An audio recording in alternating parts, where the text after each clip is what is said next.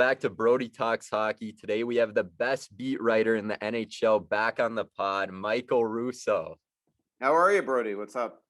I'm doing great. A lot of stuff going on in the league right now. This is my favorite time of the year. I mean, you got the Stanley Cup, the entry draft, and then you throw an expansion draft in there. It's just the cherry on top. Would you say this is the best time of the year? Yeah, I mean it's definitely. I mean, other than actually covering the hockey games, I agree with you. I mean, from a reporter point of view, I mean, this is sort of where you make your money. You want to try to break stories and be all over it, and this is the actual time of year that I enjoy. Like when actual tangible stuff happens, not the not the 10 free agents they could sign. Like I like actual like when Parisi and Suter were bought out the other day, nobody wants that. But I mean, from my perspective, that's the easiest type of story to write because you're just writing about something that's actually happening and it's actual real. Where sometimes there are dead times during the year where you have to write the 10 centers the Wild might draft, and you're just drawing names at a dartboard and guys that I have never even heard of basically, and you're just saying, all right, I think they're going to take that guy when you really have no clue and don't have a lot of viewings of them. And so I enjoy this time of year when you can actually figure out what things the Wild are going to potentially do and try to forecast that and then report actually when it happens. Yeah, for sure. It's almost like too much in the case where you have so many stories that you can write where it's like, oh, why couldn't this just be spread out in a long time period in Yeah. order for me to get them all out there? And especially this is a condensed off season, so it's like everything is just bang, bang, bang right now. It's like the Stanley Cup final ended, and all of a sudden we're just into the meat of the off season. And but in a lot of ways, that's good because your hope is that the Wild will get all their business done here in the next couple of weeks, and then I can sort of veg until training camp. I don't know if that'll be the case this year because I think that the Kaprizov and the Fiala negotiations are going to probably be extended out for a while if Fiala is not traded here in the next little bit. So I don't think I'll be completely done, but the good news is that expansion drafts were in yesterday. Expansion draft is Wednesday night. Immediately Friday and Saturday the NHL draft, and then 2 days after that is or 4 days after that is free agency. So it's going to come up quick here, and then pretty much July 29th. I think we're going back into off season mode. Yeah, I know it's crazy. It's crazy, and I cannot wait. But yeah, my first question is regarding the Wild and Victor Rask. I know the Wild would love to move him with his contract not meeting ends with his production. What do you think would be the best realistic move to get him out of here? Well, actually, I don't know if the Wild would like to move him as much as maybe the fans, Oh and people yeah. like that. I mean, the Wild do have a lot of respect for him, and they don't have a lot of center depth too. So, with 1 year left at 4 million, it's not a necessary evil to have to get rid of him. But if they do get rid of him, then you're going to have to get 4 million worth of cap space, which would be huge, and then you could go out and react and add some centers to this team. I think the most realistic thing for them to move Victor Rask would be if Seattle took him in the expansion draft. And look, a lot of people have pointed out it's not a guarantee that Seattle takes Kakinen or Susie. I think those are obviously the better assets. But when you're Seattle and we're about to do a mock draft today, I've got all my research that I've done. But when you're Seattle and you've got you take 30 guys and 14 have to be forwards, 9 have to be defensemen, and 3 have to be goalies, and then that leaves you 4 extra players. It's not a guarantee with you when you look at all the goalies that are out there that they're definitely going to take a Kakinen. I would if I were them. I think it's worth a gamble at 750 grand or 725 grand for a 24-year-old goalie. But same thing with Susie. Like we all look at Susie as being their best asset. Career highs last year, plus 22, and all that stuff. But you look here, there's a ton of really good defensemen available. So it's not a guarantee that they take Susie. So if you start saying, all right, well, maybe they're going to take Dryger, and maybe they're going to take the goalie from Washington, and maybe they actually will take Corey Price, which I don't buy for a minute. I think they're using the press to try to get an asset out of Montreal. But when you look at the lack of center depth in this expansion draft, I mean, there's not a lot. I mean, maybe they would take a Victor Rask. Ron Francis was the guy that drafted him. Ron Francis was the guy that's re-signed him to this, crazy contract that he's got. And and maybe there is an ability to go and take him. So we'll see what happens here. I still don't think they'll take him, but that would be the easiest mechanism if the Wild wanted to part ways this offseason. For sure. Who do you have the Wild taking in your mock draft right now, or is it Uh, not finalized yeah, yet? we haven't done it. I'm gonna sit. It's me and Ryan Clark, who are a Seattle beat writer, and then a couple of our columnists are doing it. And then somehow I got invited to it. So there's, I think, five of us or six of us. Um, and so right now, I mean, I think the smartest thing for them to do would be to take Kakinen, just because 24-year-old, 725,000. Maybe For you sure. goalies develop late. I know he's projected as a number two in the Wild. I don't think that he's a true number one, but to me, it's worth the gamble by them, and it's not even a gamble. But Carson Soucy with 2 years left at 275, big mobile defenseman that can play up in your lineup. Where in Minnesota he was playing number 5D. I think that gives them, and he could play left or right side. I think that's a really good pickup by them as well. So to me, if it's them, they're taking one of those two one of either Kapanen or Susi. But we'll see when we do our mock draft. Once we start figuring out, all right, well, they're taking, when we do our mock draft, and if we figure out, all right, well, Seattle's already got seven really quality defensemen, and there are these others on the list. Maybe you say, well, you know what, it doesn't make sense for them to take Susi from Minnesota. Let's go to the goalie, and maybe it Yeah. doesn't even make sense to get the goalie. Maybe then you go to Rask or even Yeah. Bukestad. So it'll be interesting to see what happens. Definitely. And I've been seeing things getting said around the league and stuff about it. I think it wouldn't be uh the dumbest thing to take seven goalies. I think it would be a really smart thing to do. And then because there's a lot of teams in the league right now who are 100%. struggling for goaltenders. So it's like, why not just stack them up and then try to get some trades from it, because Yeah, people are going to need it. we saw Vegas do that with defensemen. They took too many. They took too many D, and they did that intentionally so they could trade a couple away. So it absolutely makes sense to take more than you need and use them as assets and flip them. And I actually think that's something that Seattle is going to probably do more of than Vegas, because I think that a lot of teams are just saying we're not making deals with you because the price has been so expensive. So the way to do that is to now go to Seattle and say, maybe could you take that guy and flip him to us? And that might be the best way that they'll do things a little differently than maybe Vegas did. For sure. Totally agree. My next question's about Ryan Suter. Do you think the Wild decided to buy him out due to a sense of his production value deteriorating in the next couple of years? Or do you think it was more because they're trying to avoid the cap recapture penalty?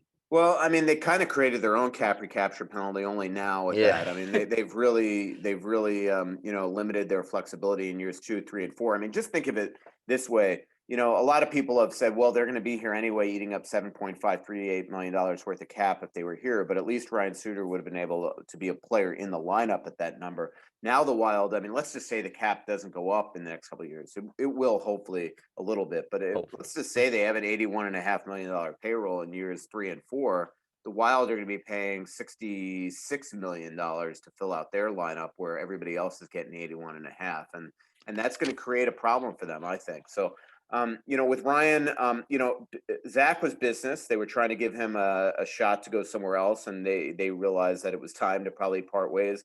I think Ryan more was a personal thing. I just think that they wanted him, off the team at this point. And I do think that a lot of it is they looked at Zach and said, Ryan, you're going to probably follow this same template and deteriorate, and let's part ways now. But he's still a top four defenseman.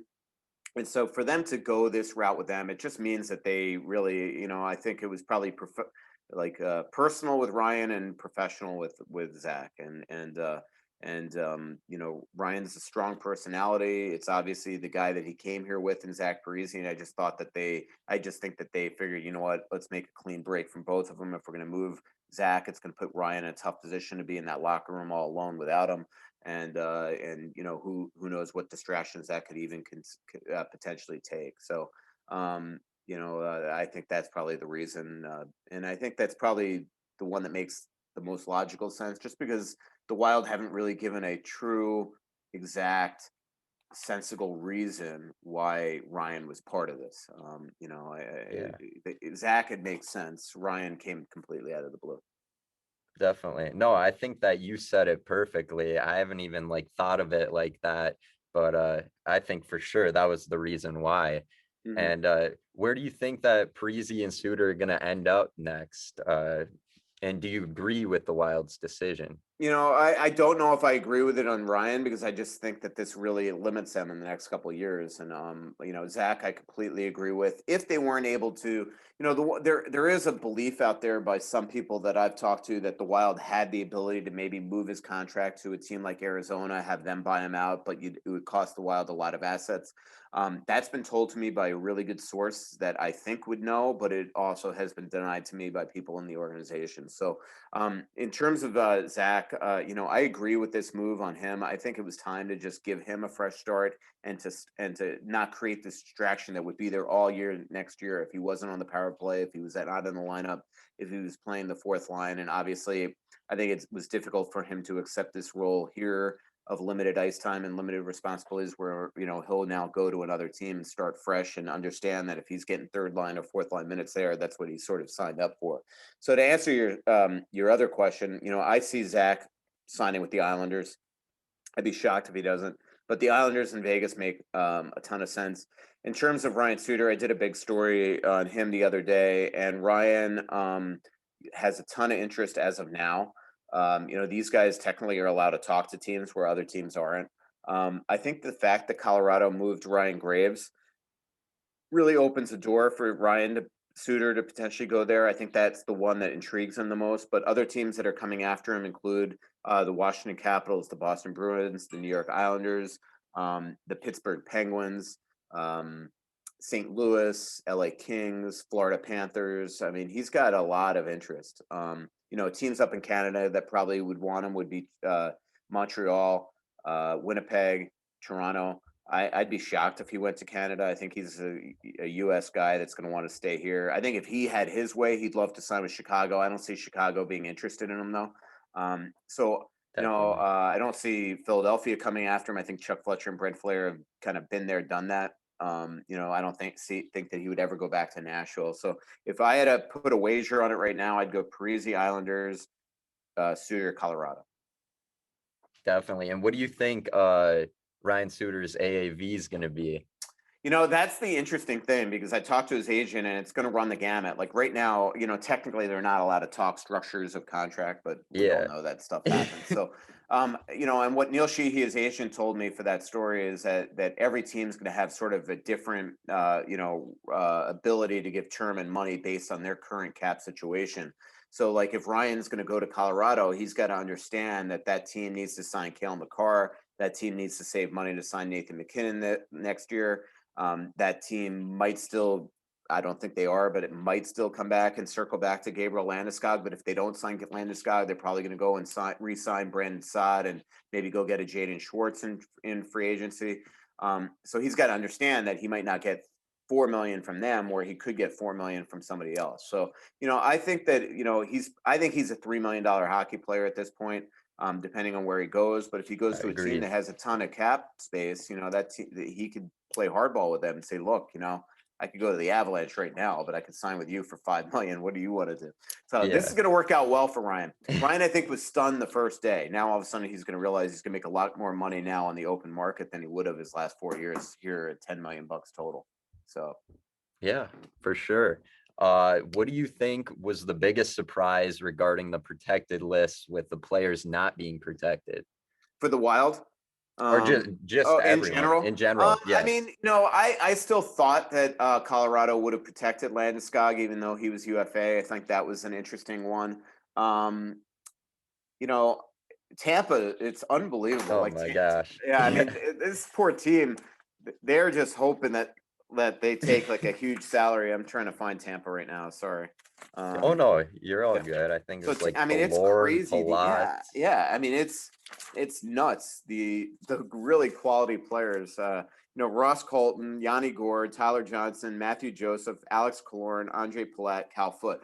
Now, if I were them, if I was Seattle, I would say, hey, Julian Breezeball, guess what I'm going to do? I'm going to take Cal Foot, but you could give me, this guy at a first, and I'll take one of these high expensive guys. Like that to me would be the way to Yeah. navigate this if you're Ron Francis, is to go to them and just say, hey, you know, like I know you want us to take one of these $5 million players, but guess what? We're not going to do that. And that's how you manipulate the cap space. So if I was him, that's how I would handle this. Is like, I'll take Tyler Johnson off your hands, or Palat off your hands, or Yanni Gord off your hands, or Kalorn or whatever. But you got to throw this guy in at first. And I just think that's the way to do it, because Tampa really needs them to take a high freight player here. And so I don't know. That's the way I would do it if I was Seattle. I would just not say I'm taking Tyler Johnson and give them a break getting a $5 million guy with a no trade clause out of there. Oh I yeah. would say make it worth my while to take one of these expensive guys, even if the bluff is that you actually would love to have Yanni Gord on your team. Yeah. Imagine if they Exactly. grab Yanni Gord, but then go out and sign Barkley Goudreau and Blake Coleman as free agents. You can reunite that whole gang there Yeah. in Seattle. That Pretty. would be awesome. But no, I was gonna say that I've heard that they've been playing super hardball around the league, and people just aren't budging on it due to Yeah. what happened with the whole Vegas Yeah. situation. Yeah. So it'll be interesting. Yeah. And yeah, I was gonna ask you, do you Another, envision? I mean, really interesting, Giordano, obviously, I think that was mostly, but Oh what's yeah, interesting too is that all the work the Wild have done the last two expansion drafts to essentially protect Jason Zucker, Nino Niederreiter, and Mikhail Granlund, for Matt Dumba, like that was the whole thing the last couple. And here is Zucker, Granlund, and Nino are all exposed in this expansion draft. Like who would have thought that 3 years ago, right? When the Wild protected all those guys. So it's just interesting to me that you yeah. got to wonder if again the Wild made proper decisions or developed these guys the right way. Yeah, and just kind of like a side note to that, how about Nino's season last year? Oh my gosh, it was just insane. Do you think that he's going to be able to like match that this year, or do you think it was just like a flash in the pan kind of? You're talking Nino or Niederreiter, or who? Did you say Nino? Oh, sorry, Michael. Okay, I I don't lost know. you. My Siri went out. Did Okay. you hear the question? Yeah, yeah. Did you ask about Nino Yeah, yeah. I and was saying Niederreiter? how like good of a season he had last year. Yeah. Do you think Yep. he'd be able And to here he match winds up, that? yeah, and here he winds up exposed, and it's surprising to me, but it's obviously a $5 million decision that they're trying to make, and I think that'd be a great pickup by Seattle. But Jake Bean is available too from Carolina. Like Oh yeah. these are the interesting things that they're having right now in their Seattle war room. Is all right. We could get a $5 million analytics darling and Nito Niederreiter, or we could take the young up and coming defenseman and Jake Bean. Those are the type of things that to me are interesting. Or they could take one of their goalies as well. So, Oh yeah. Nino, to me, he could have a good year if he's back in Carolina. If you're going to Seattle, maybe if he's in the top line role, but I don't know if that's Nino there. So obviously, I think his season and whether or not he could repeat it really depends on which team he's on, Carolina or Oh Seattle. yeah. For So, sure. I agree with that totally. I think that if he ends up going to Seattle, the production will not be the yeah, same at all compared to Carolina. exactly. Well, I mean, we even saw it like when he was in Minnesota, you'd be like, "Oh my gosh, he's amazing." And then you'd be like, "Oh, where is he? Is he even playing some of these Hmm. games?" So it's like it all depends on that stuff. He's obviously a great player, and I agree. I think it would be a great pickup. It just depends who he's playing with Hmm. and what line. Yep, But yeah, exactly. I was gonna ask you, well, we kind of were already going into this with the whole Tampa Bay situation, but do you envision any side deals that Seattle will make after the draft is done, or any signings of the available high-end UFAs? Yeah, I do think so. I mean, I think that's the thing that all teams should do right now is they should sit there and look at these lists themselves and say, you know what, kind of would like Vladimir Tarasenko. Maybe I go to them and say, you take Tarasenko and I'll give you this to get him, or same thing with Giordano or something like that. So I do think there'll be side deals from Minnesota's perspective. At this point, I think that Billy Guerin's mostly going to say to Ron Francis because I think Billy Guerin got dismayed with the prices and I think a lot of teams did. The prices have been extremely, extremely high. Multiple draft picks, including a first, to stay away from people. And I think that Billy just said, I'm not doing that. I'm not going there, especially after the whole Alex Tuck situation before he got here. So, I think at this point he's just going to say, you know what, Victor Rask, Brendan Manel, Carson Soucy, Nick Bukestad, Capo Kakinen, take one of them and we'll react. And so that's the way I think he's doing it. But I do think they're going to be side deals. I mean, Nashville's an interesting one too. I mean, look at the amount of good players or known players that they've exposed for them. And so if you're a team that might have interest in Ryan Johansson or Mac Duchene, what would keep you from going to Seattle and saying take them and we'll flip you this to get them? And I think that stuff, is definitely going on right now, no doubt about it. So Definitely. I was going to ask you, what are your thoughts on that Ryan Ellis trade, the whole three-way trade between the Vegas Golden Knights, Flyers, and Nashville? Who do you think won the trade, and do you like that? Do you like yeah, what ended up happening? Ryan Ellis, I don't think he's the same player he used to be, but I know that Chuck Fletcher and Brent Flair have long liked him. They used to compare him a lot to Jared Spurgeon. In fact, similar statures. They get the right shot defenseman. Obviously, they don't have to pay the exorbitant rate that was going around for guys like Dougie Hamilton in free agency, or Seth Jones being a year from free agency and probably not wanting to re-sign in Philadelphia. So this is the way they went. I don't know if they had interest in Matt Dumba. My gut says they probably did, and maybe Billy Guerin just wasn't interested because I don't think the Wild would have done this trade for Dumba. They would have wanted it, two pieces. If they were going to take a Nolan Patrick, they would have wanted a Travis Konechny or a secondary prospect like a Morgan Frost or a Wade Allison, and I don't think that Philadelphia wanted to give those guys up. So that would have taken the Wild out of it, even if they wanted Dumba.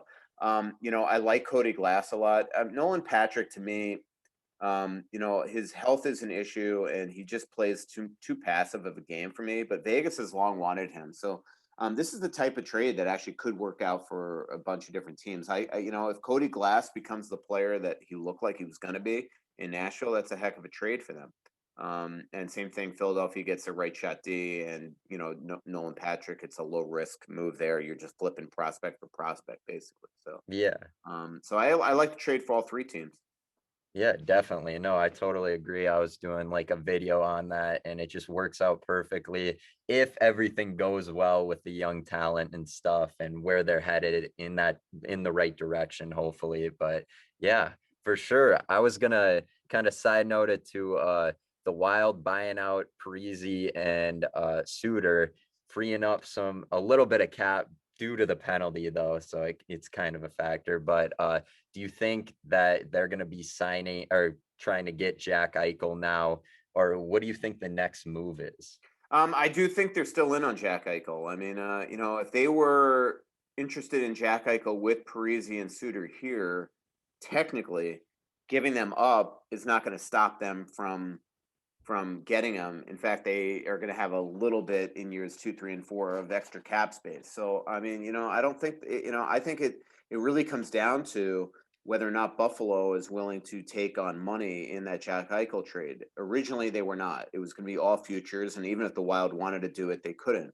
Now, would Billy Guerin at this point, after, especially if they lose Susie this weekend or next week, this week, Wednesday, would he then want to trade Dumba? And now you're down to you're just down. You took your great top five and you Yeah. made it a top two and Brodin and Spurgeon. So I mean, it just seems like a lot. But to me, I still look at this like if you're going to trade for Jack Eichel, it's got to be Fiala and Dumba in the deal, or I don't see how the math works. Yeah.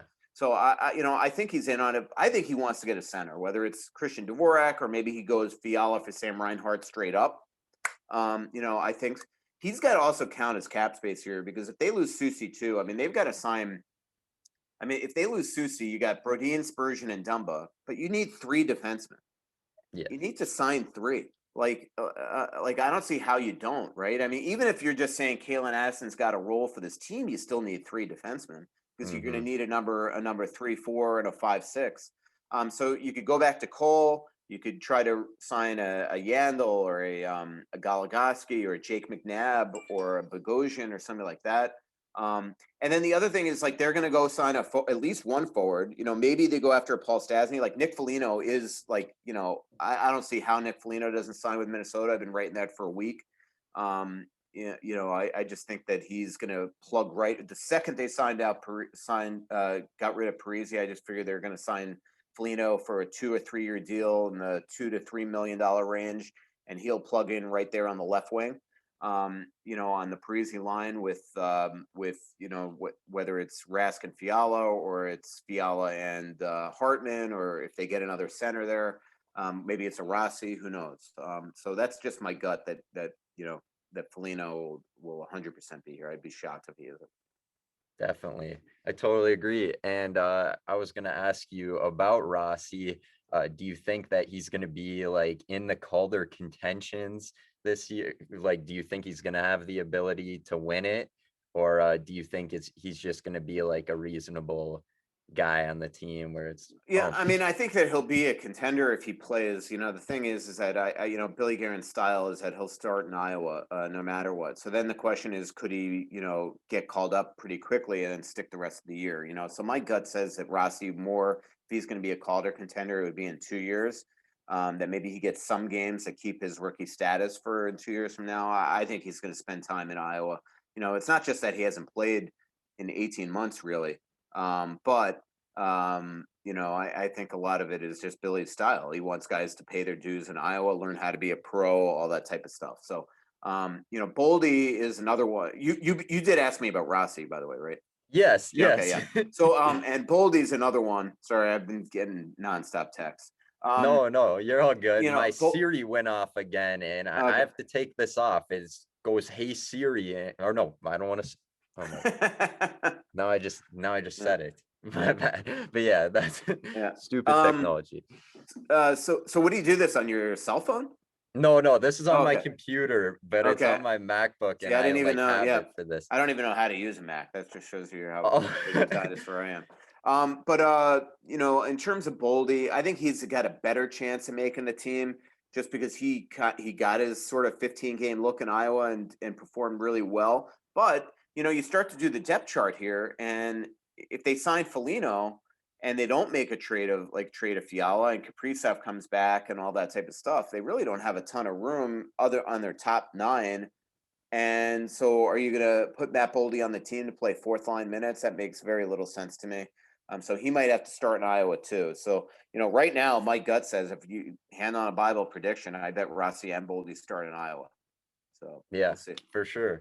No, I was gonna say that hopefully with the Eichel thing, I've heard that they've been asking for so many first round picks and stuff. Hopefully we don't buy into that and end up giving one of them away or Yeah, no. both of them away, Yeah. because I don't know how they can make the case about Eichel when he's been injured. The production hasn't been where I thought it should be. Hmm. I don't know. I just don't see the player that people think he is or he thinks he is, because Yeah. I don't know. Well, he's a heck of a player, but Yes. sometimes he plays like a dog. I mean, there's no doubt about it. There's times where just the work ethic isn't there, but he's a heck of a center, and like those type of that size forward that can skate like him and have that skill. They don't grow on trees. But I agree with you. Like and is to me the factor here is the neck injury. Like as far as I know, he hasn't had surgery yet.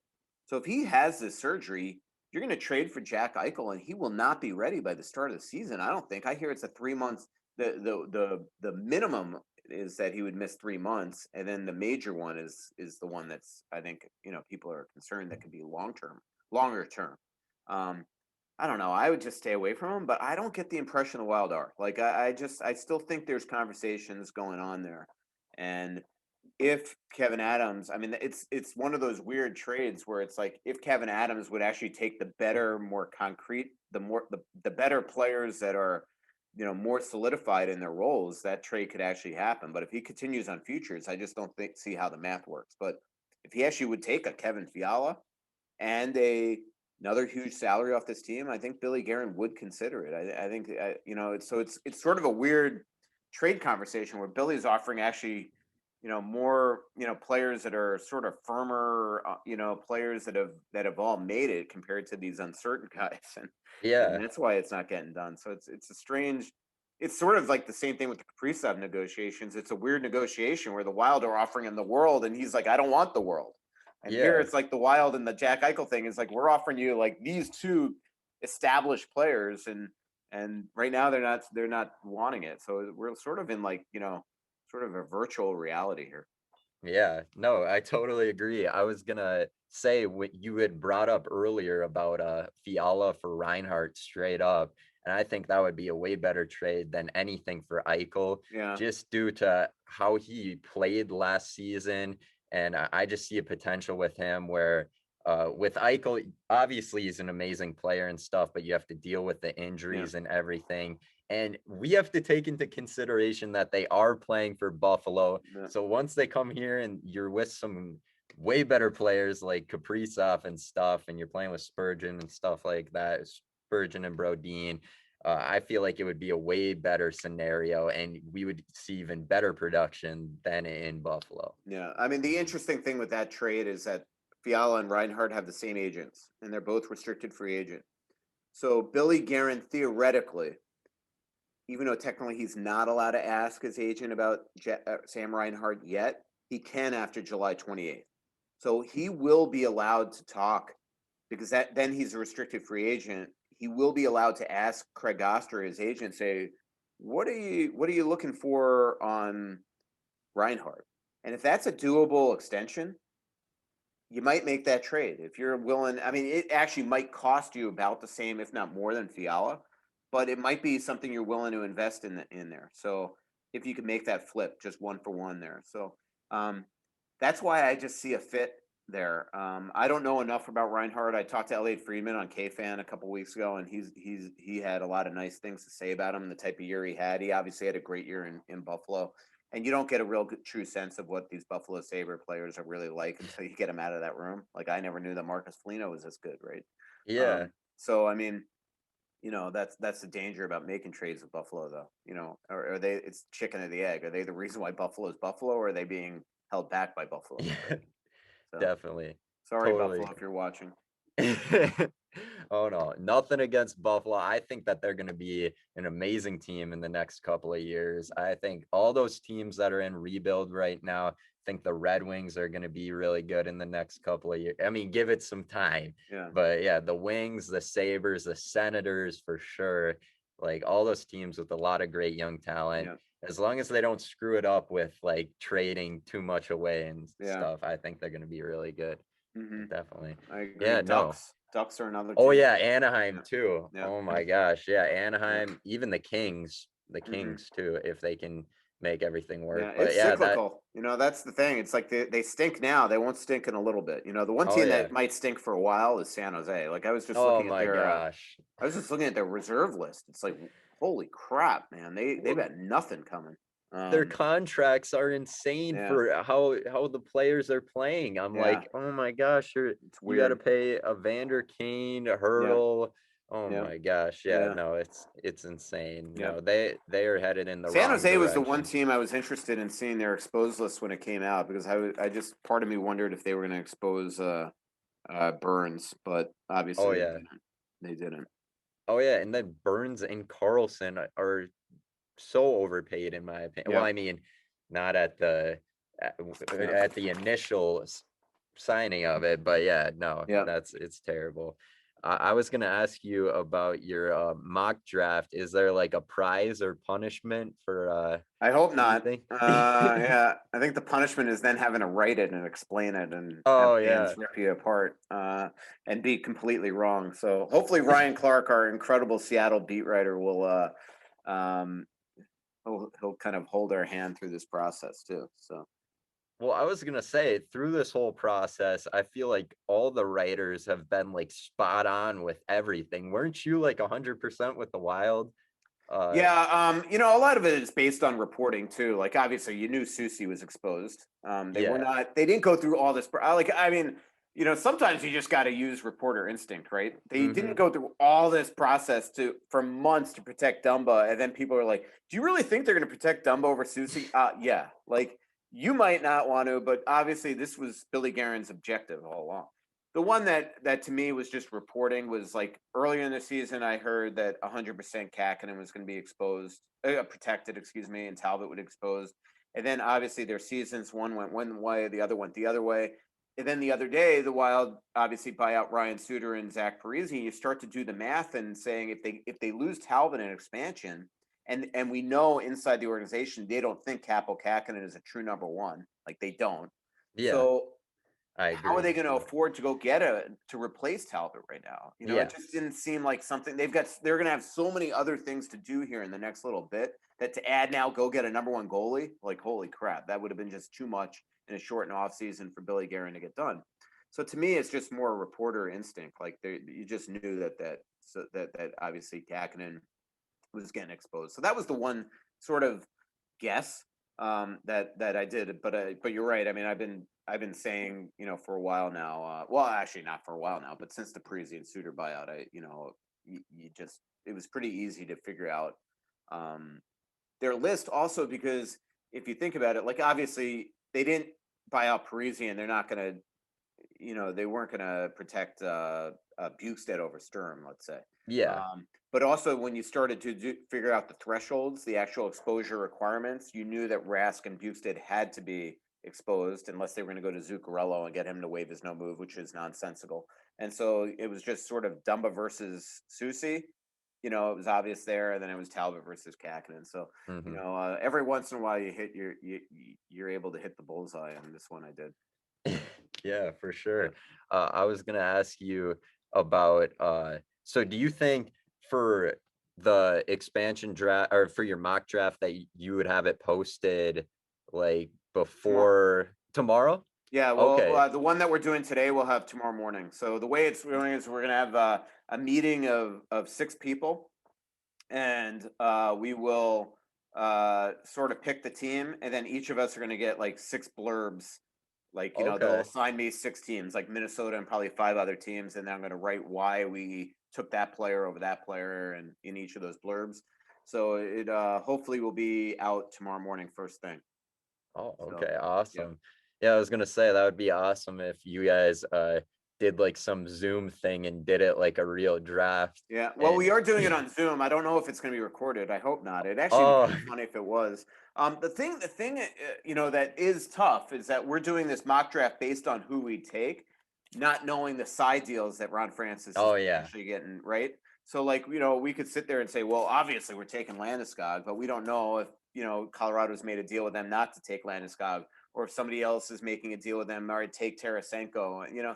So that's the only difficult part of this is so even if we could be super right, but we actually might wind up being very, very wrong when at the end of the day when we see Wednesday night who they pick because we're doing this from really not a lot of information. So we'll see. I find it to be fascinating. I could have easily backed out of this, but I decided to be the only beat writer in it other than Seattle guy. So everybody else are just national people. So. Oh, wow. No, that's awesome. Do you Mhm. think that you're just gonna guess some random surprise side deals in there just to I don't throw them know how in? we're gonna do it, honestly. The Zoom starts in actually 17 minutes. So Oh, wow. yeah, yeah. So I do have to wrap this up at some point. But Oh yeah. yeah, Well, yeah, we'll see. We'll see what happens. Like they really haven't given me a ton of instruction yet. So I just hope it's not super long because today that's the other thing is at 2 p.m. today we have Judd Brackett availability. As you mentioned, Brody, at the top of the show, it's like everything's this week. So oh my we're getting the gosh, yeah. director of amateur scouting to just ask him about the entry draft. So we got that Zoom at 2. So hopefully this isn't Jeez. a 3 hour. Hopefully this isn't a 3 hour expansion mock draft. That would suck. Oh So my gosh. Well, yeah, I feel like there is a strong guess that it's going to be yeah, in my opinion. yeah. But My yeah, guess says it's nothing ever goes fast. oh But yeah. what might go fast is at least we got only 6 people. It would not go Oh fast yeah. if we had 30. So Oh my gosh. or No, our not at entire all. Because staff. then everybody's going against somebody Mhm. else's thought on it and back and forth. Yeah. But yeah, definitely. Well, I guess we'll wrap it up now since you got a really busy schedule, and I just want to say thank you so much again. It means so much to me that you came on here not once but twice. Yeah, I mean, I'm just in love with what you do, and you're one of the hardest workers out there inspire me every day. And I Oh, I thanks thank you so so much. much. I Yeah. appreciate it. Thanks, Brody. I appreciate it. Keep up the good work yourself. And yeah, I'm impressed that you do these things and the videos on Instagram as well. So Oh it's yeah. pretty cool. So yeah. Yeah. So a nice Definitely. Coyotes jersey, nice Kessel jersey. So Yeah, thank you so yeah. much.